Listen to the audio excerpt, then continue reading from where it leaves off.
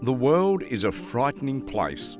Some of these are due to environmental factors, whereas others are caused by humans.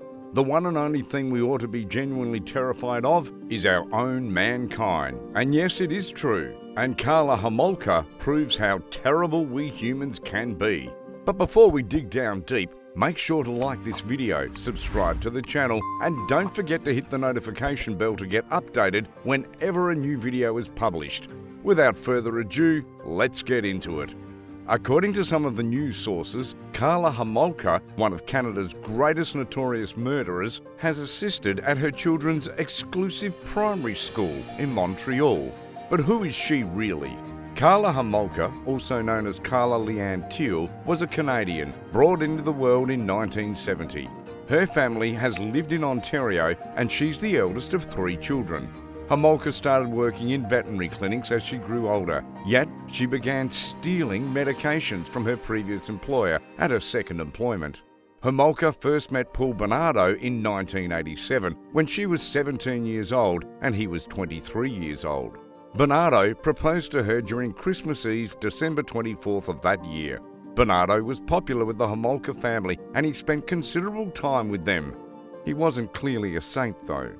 Tammy Homolka, Karla Homolka's sister, gained his obsession. Bernardo often peers through Tammy's window and sometimes even invades her bedroom while she is sleeping to relieve himself. Karla Homolka was well informed of this and she even damaged her sister's blinds to provide Bernardo easier access to her. Karla Homolka made pasta sauce containing pulverized Valium taken from the clinic where she worked and handed it to her sister one evening. Bernardo violated Tammy when she was incapacitated and Karla Homolka sat back and watched. The betrothed couple was clubbing with Tammy in December 1990 when Karla snuck halothane into her sister's cocktail since she decided to give Bernardo her sister's virginity because he had been dissatisfied. He wasn't her first sexual partner. They stripped Tammy naked and documented their actions after she passed out. Even while groggy, Tammy started to vomit. Before phoning 911, the engaged couple dressed her and covered their traces for their wrongdoings. Tammy passed without even waking, and her demise was ruled as an accident owing to extensive alcohol intake, despite alarming evidence to the contrary. Bernardo abducted Leslie Mahaffey, a 14-year-old girl who had just been locked outside her residence by mistake in 1991. He masked the girl and transported her to Port Dale House, where he informed Homolka that he had got a companion for them. Bernardo was heard on the footage of their misdeeds against the girl, indicating that he might let her go if she behaved nicely. When the blindfold started to loosen, the couple became concerned that she may be able to spot them and kills her. In 1992, the two were roaming around looking for their next target when they came across Kristen French, a 15-year-old girl. Bernardo ganged up alongside Homolka and forced her into the car after Homolka pretended to be seeking directions.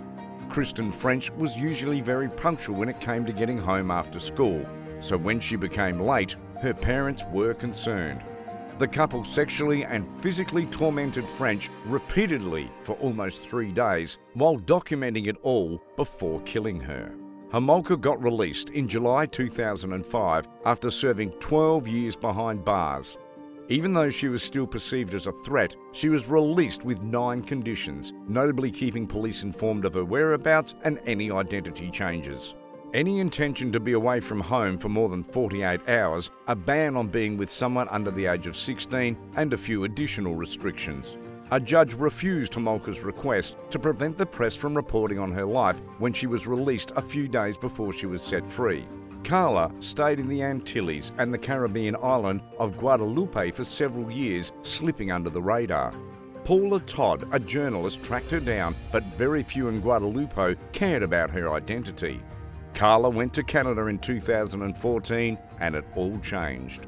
Residents of Chateauguay expressed their displeasure with Karla's presence in their city in 2016. Montreal MP Mark Miller mentioned that government would look into the findings once politicians addressed it. Tom Mulcair expressed disappointment for Karla, saying she'd served her debt to the community and pleaded with his comrades to forgive her. Is there any opportunity for atonement and forgiveness if you're guaranteeing the protection of the kids, aside from our revulsion at the brutality of the crime? Tom said. Karla's urgent formal request for press protection was denied by the Quebec Press Council. The council allowed the media to cover on Karla's whereabouts or name, but prohibited the publication of her current address. The community had the right to be informed regarding her new neighbourhood, and the publication had editorial discretion over whether or not to print this information. It is not unethical to mention the name of the community where Karla Homolka lives.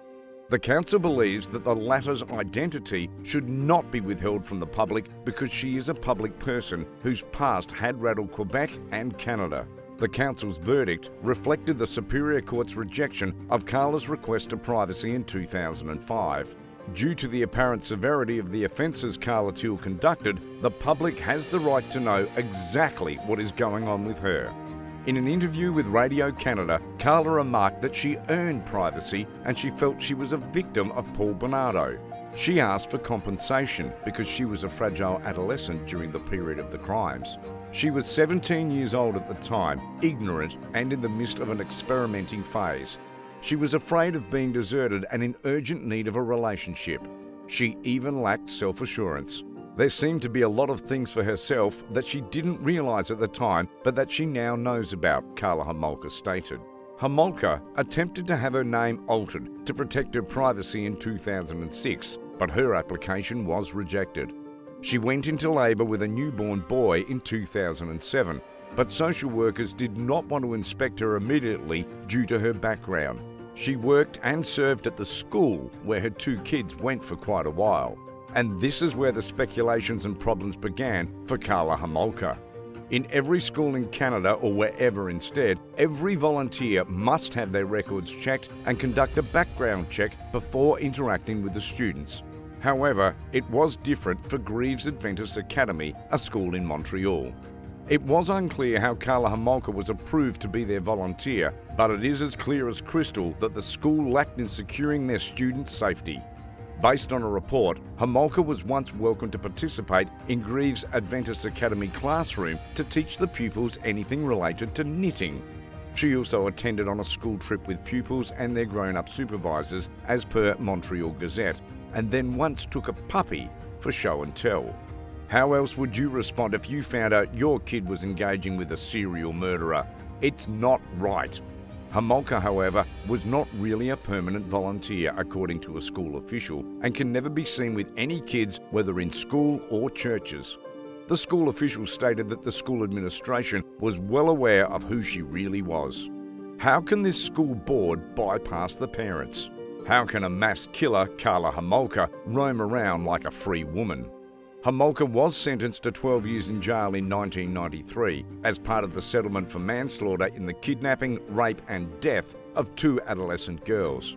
In return, she testified against her husband, Paul Bernardo, who was found guilty of first-degree murder in the deaths of Kristen French, 15, and Leslie Mahaffey, 14 years old. He is still serving a life sentence in prison. Rumours have it she was initially released and remarried her lawyer's brother, with whom she had many children. According to the New York Times, many Canadians were shocked by Homolka's lenient prison term, particularly after amateur videotapes of her involvement in the teen's grisly sex abuse and murders appeared upon her plea. According to the National Post, Homolka was reportedly spotted sending off her youngsters at a primary school, and reports of her relationship with the school arose at the time. She, on the other hand, is said to have refused to speak. Representatives at Greaves did not reply to seeking comment from the public straight away. The Quebec Conference of Seventh-day Adventists and the management of Greaves Adventist Academy are dedicated to providing decent education and meaningful educational experiences to its pupils, they declared in full in one of their statements. While they address the issue raised by parents in the community, everyone involved with the school is encouraged to contact the Quebec Conference Office of Education. According to the Toronto Star, a counsel for the relatives of two of Homolka's victims said that her seemingly regular life was indeed a blow in the gut for them. He stated that he believes she was harmful and they would not risk exposing their children to her. In a recent update regarding Karla Homolka in the year 2020, it was reported that she now lives alone with no children nor husband. And that is all for today's video. What do you think happened to Karla at this moment? Was it because of the slow justice system that made the killings out of control? Can her crime be justified by saying that she was just young at the time? Let us know your thoughts in the comments section down below. Before leaving, make sure to leave this video a thumbs up, subscribe to the channel, and don't forget to hit the notification bell to get updated on our future content. With that being said, see you in the next one.